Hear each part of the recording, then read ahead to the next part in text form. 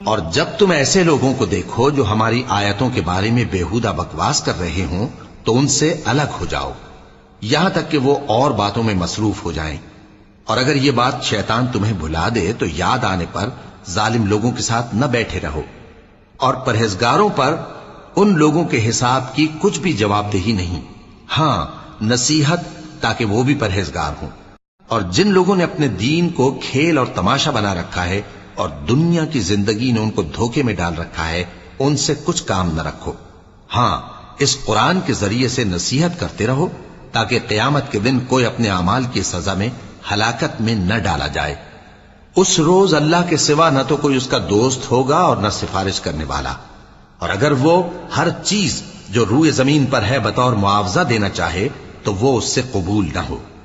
یہی لوگ ہیں کہ اپنے اعمال کے وبال میں ہلاکت میں ڈالے گئے، سو ان کے لیے